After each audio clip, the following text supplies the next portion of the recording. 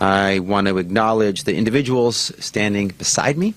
And if it weren't for them, we wouldn't be here to announce what I believe is one of the most significant and far-reaching settlements in recent memory to protect California consumers and promote a fair and competitive economy. So allow me the privilege to thank these hardworking public servants who I know don't do it for the recognition.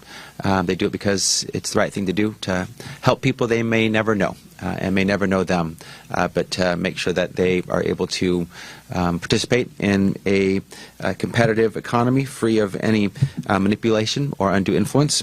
And so let me thank our legal secretaries, Pauline Santamaria and Claudine Santos, as well as legal analyst Laura Namba, Deputy Attorneys General Brian Wang, Carrie Jeffries, and Lauren Pomeroy, as well as Supervising Deputy Attorney General Michael Jorgensen, Senior Assistant Attorney General Paula Blizzard, and Special Assistant Attorney General Evan Akron. That's the team that helped bring you today's settlement. So every day these individuals and our entire antitrust law section work tirelessly to ensure a fair and competitive marketplace, and today is no exception, with Californians spending more than ever before on just about everything, from groceries to gas, from health care to housing, clothing to computers. We need to do all we can to ensure the market is fair and competitive so consumers aren't forced to fork over even more of their hard-earned money thanks to artificially inflated prices. So consumers have a choice about where they spend their money, and so businesses that play by the rules can succeed, can compete, can have an opportunity. Fortunately, that's something we can all agree on, and it's why we're here today. So let me talk about our settlement with Google today.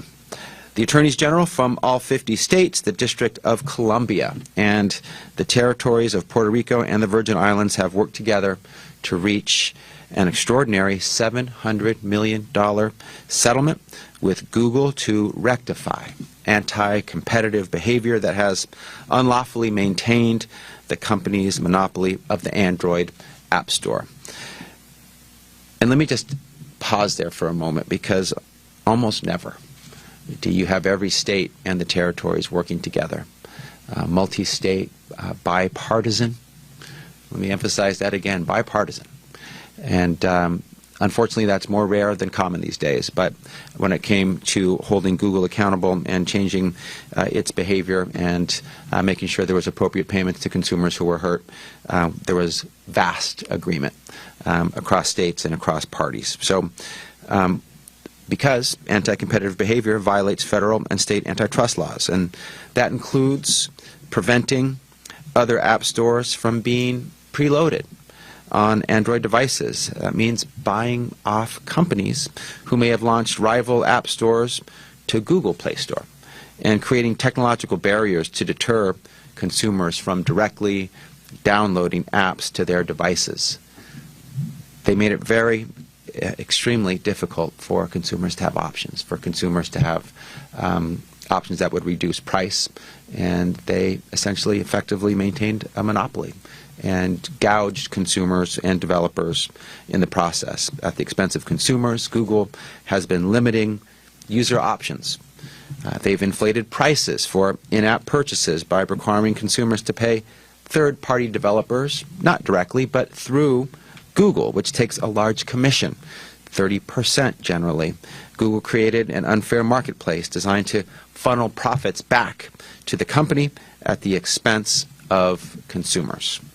The settlement we're announcing today is a step forward in returning fairness and competition to the market, and returning ill-gotten gains back to users. Google has agreed to return $630 million after fees and costs to about 102 million users nationwide. So you can see the breadth and the scope of the impact on consumers across the country. Those consumers made purchases through Google Play, the Google Play Store, during about a 7-year period between August 2016 and September 2023. They paid an unfair price due to the lack of options, due to the commission Google was charging